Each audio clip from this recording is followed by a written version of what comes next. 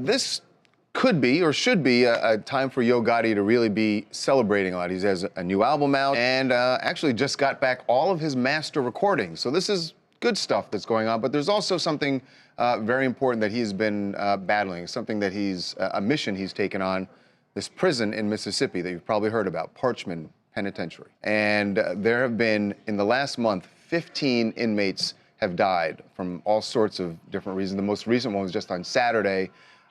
This is a video that one of the prisoners... And in the same cell block, by the way. Yes, in the same cell block, and they're just not getting enough action, they feel, from the government on this. So joining us right now to talk about this very important battle about prison reform, particularly in Mississippi, is Yo Gotti. Thanks for joining us, Gotti. How are you doing, man? What's up? What's poppin'?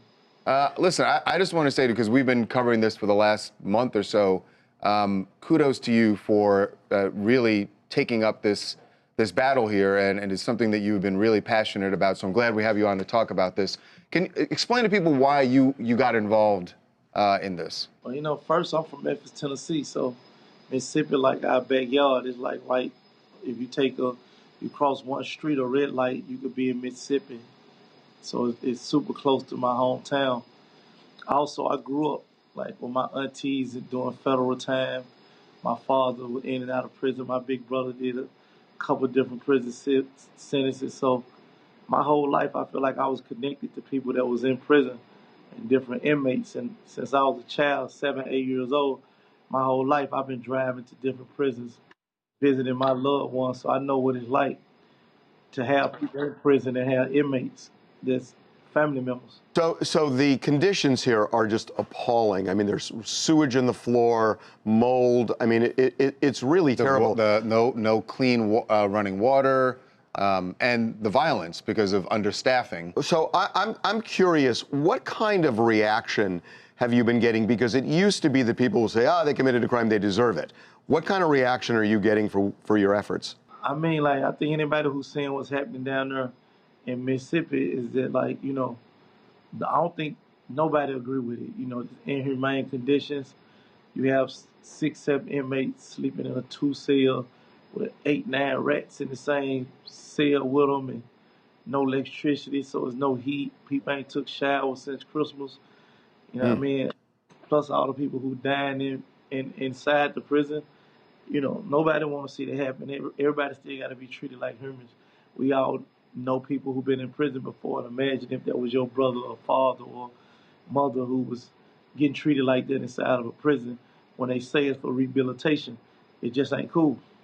Yeah, and look, they have the constitutional right to be treated in a humane manner. I mean, the last person to die there was just this past weekend, and the governor has now come out and said he's going to shut down that cell block, at least temporarily. So that must feel like some sort of a temporary victory for you.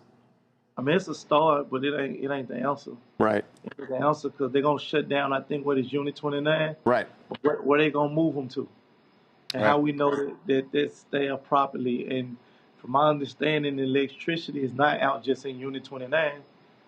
It's in the prison. So also, I'm hearing they bringing big trucks in there to jam the photos for pictures and videos can't get outside of the prison because they want to stop the inmates from sending footage of how it looked from the inside out. But that's crazy because you can't send nobody in there to fix the electricity, or you can't send medicine in there or the proper food, water, but you can send trucks in there that can jam up inmates from sending the photos out to the world so we can see what's happening. Yeah, the governor had said that he felt like part of the problem were these contraband phones the inmates had.